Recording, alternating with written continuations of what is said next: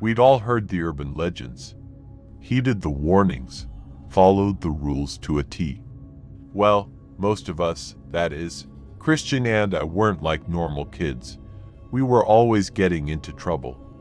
From playing hooky to shoplifting to going on joyrides, we did it all. We were without a doubt the most despised preteens in town. Little did we know, all that mischief would inevitably lead to the worst day of our lives. God, I wish I could take it back.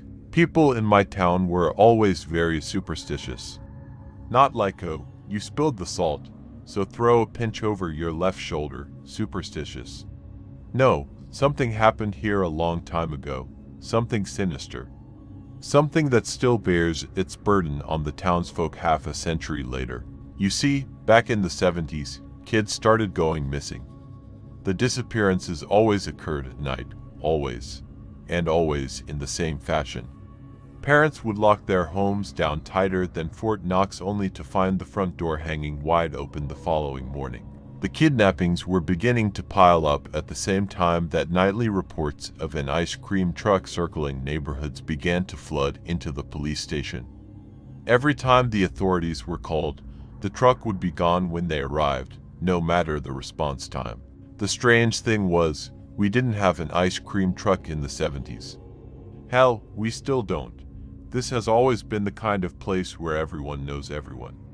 And none of the families in town have ever owned an ice cream truck. Naturally, people began to associate the truck with the disappearances. Obviously, people tried to catch the mysterious abductor behind the wheel. That's when the adults started going missing. No one who confronted the driver was ever seen again. The fear was beginning to reach a boiling point. People panicked. Families with children started packing their things. Even some people without families at all were looking at relocating. And then, just when nearly half the population was about to split, it stopped.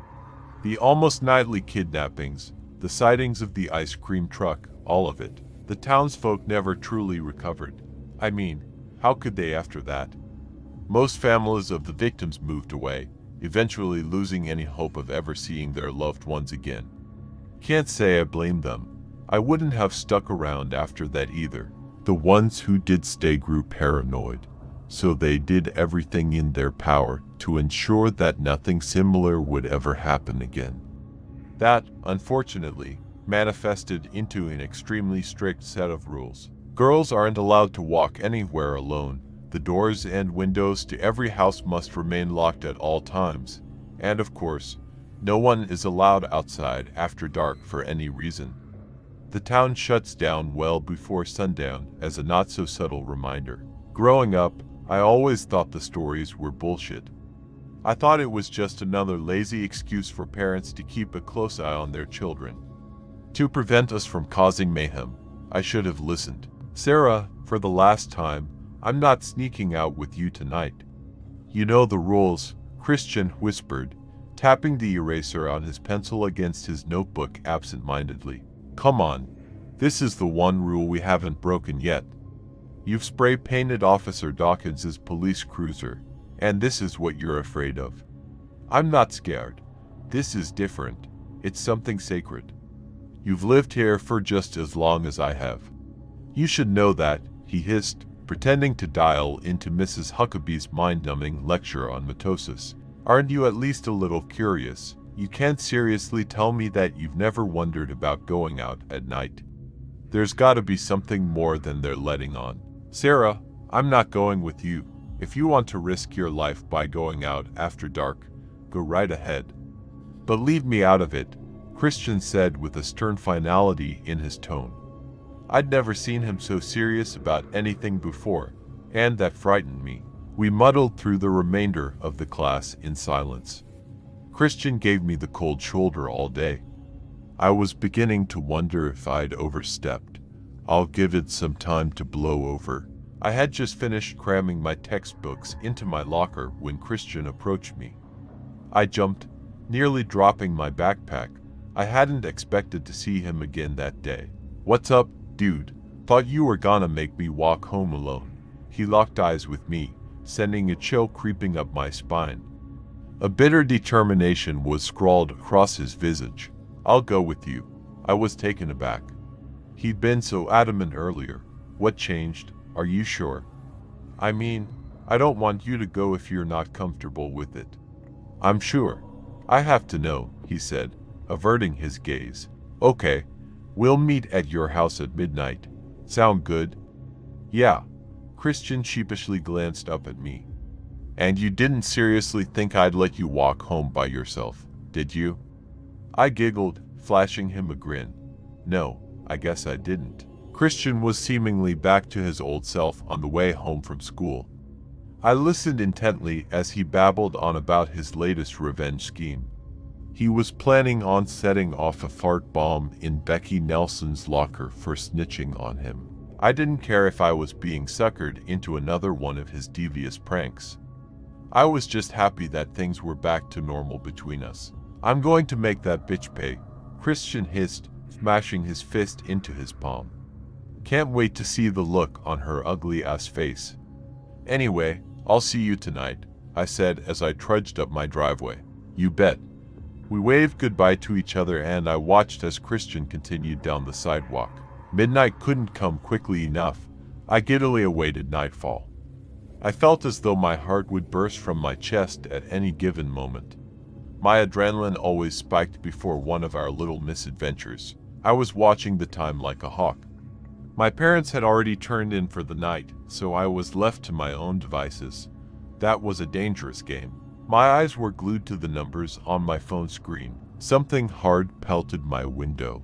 My eyes grew wide and a smile inched across my lips as I raced to the source. Christian was standing outside, his arm cocked like a quarterback. Oh, there you are. Hey, he said, dropping the rock in his hand. Dude, you scared the shit out of me. Weren't we supposed to meet at your place? And why didn't you just text me like a normal person? Sorry, I got restless, he muttered, staring at his feet. And my parents took my phone last week, remember? Oh yeah. Not sure how I forgot.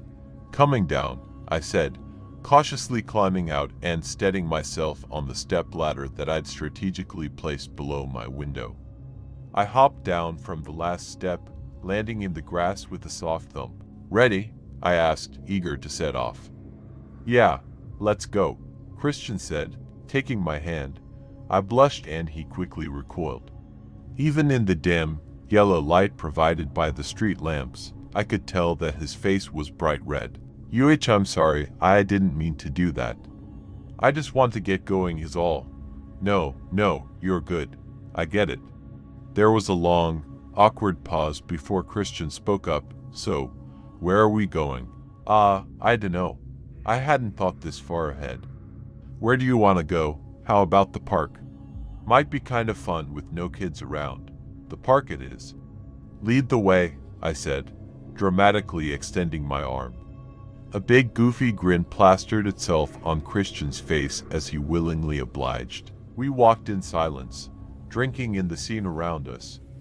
We passed by dozens of houses, their looming presence lending an unsettling air to the stillness of the night.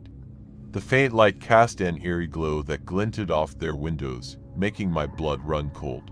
Another strange thing I noticed was that it was deathly quiet.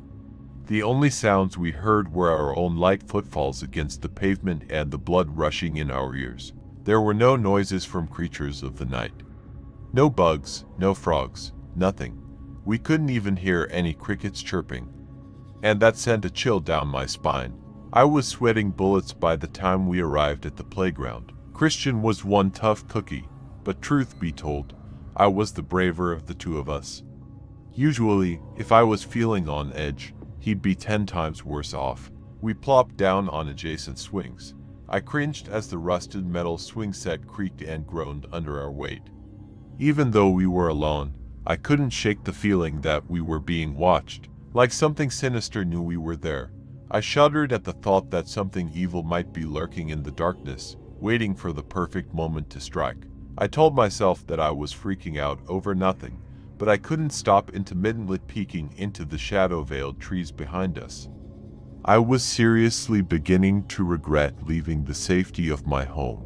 So, Sarah, is it just me, or is this place, this town, Does it feel like there's a presence, like we're not the only ones out here? He kept his voice hushed like he was afraid that someone else would hear him. Yeah, I feel it too.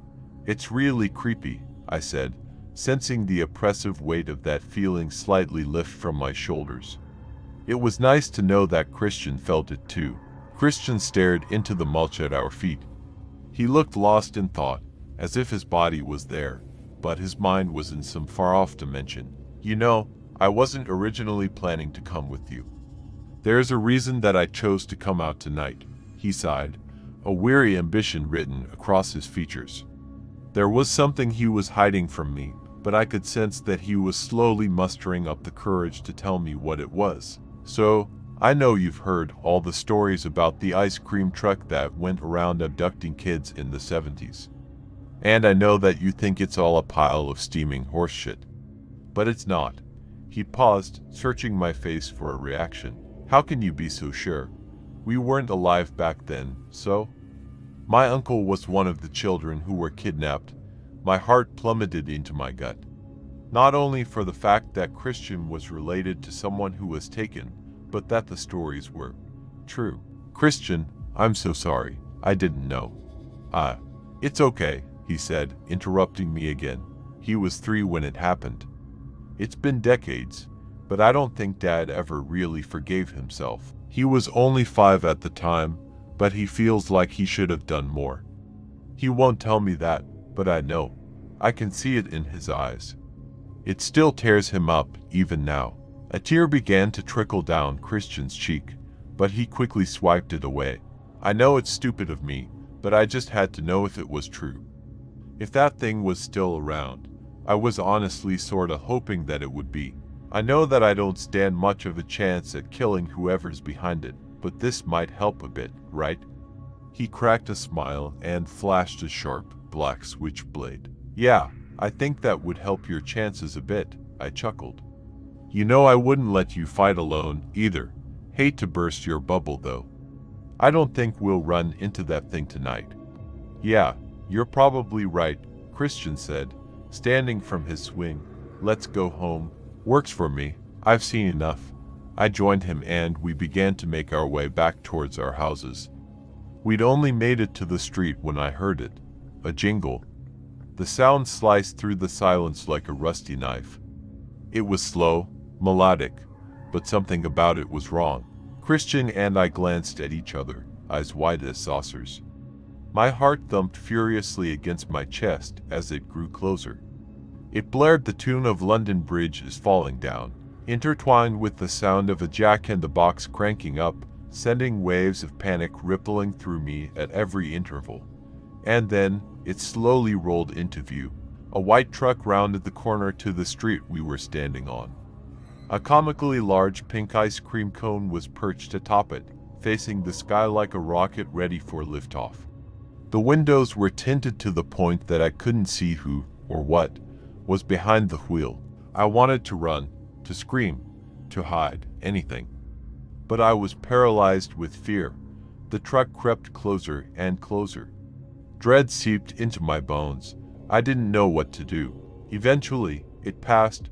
I gawked at it, drinking in all the different selections pasted on the side. The music cut out, bathing the night in that all-encompassing silence. My breath hitched in my throat waiting for something to happen. Without warning, the back doors of the ice cream truck swung open. I looked at Christian. His horrified expression had melted into one of curiosity. He began to make his way toward the open truck. His legs moved like they had a mind of their own, dragging him closer and closer. To this day, I don't know why, but I didn't even try to stop him. No, I joined him. I can't explain it, but there was something alluring about that truck. Something that effortlessly took hold of me and pulled me in, and I was powerless to stop it. We both tentatively walked closer, coming to a halt directly behind it. I peered inside, my mouth agape. It was spotless. A sparkling white interior with rows upon rows of freezers shined inside. It boasted every flavor of ice cream you could imagine. At that moment, I wanted nothing more than to step into the back of that truck and try every variety of ice cream it had to offer. Nothing bad would happen. It was just an ice cream truck, after all. Christian stepped in before I could react. He turned back to me, outstretching a hand to hoist me up. I didn't even have a chance to take it. The doors suddenly slammed shut, locking Christian inside. I'll never forget the look of abject fear on his face in that split second before the doors closed. I was ripped from my stupor as the ice cream truck floored it down the road. Its tires squealed as it went, leaving me standing alone under a street lamp. I broke down, fat tears streaming down my cheeks as I bolted home. I couldn't lose Christian. He was the only real friend I'd ever had. I burst through my front door, spewing nonsense to my parents as I crumpled to the ground at their feet. I didn't care if I'd get in trouble anymore. I just wanted to find a way to bring my friend back. The police were called, Christian's parents were notified, and a search party was assembled. I don't think I need to tell you that they didn't find him. Christian is still missing to this day. I was never the same after that. It didn't matter how much time passed, how many therapy sessions I attended, how hard I tried to forget. That image of Christian's terrified face is still burned into my memory. But there's something that chills me even more than that look of pure dread scrawled across my best friend's countenance. Something that I still can't comprehend. When I peered into the back of that ice cream truck, there was no one behind the wheel. So why am I telling you this? Why now? Well, my son went missing last night. I awoke with a start next to my snoring husband. A sinking pit of dread sank into my stomach when that horrible tune met my ears. London Bridge is falling down. I raced to the front door. It was wide open. I watched helplessly as my baby boy climbed into the back of that truck. I couldn't even scream. I was rooted in fear just like I had been on that night 2 decades ago. A surge of panic coursed through my veins like venom. Because as the ice cream truck sped away with my child, I noticed that the window was rolled down. And I swear that for a split second, I saw Christian wink at me from the driver's seat.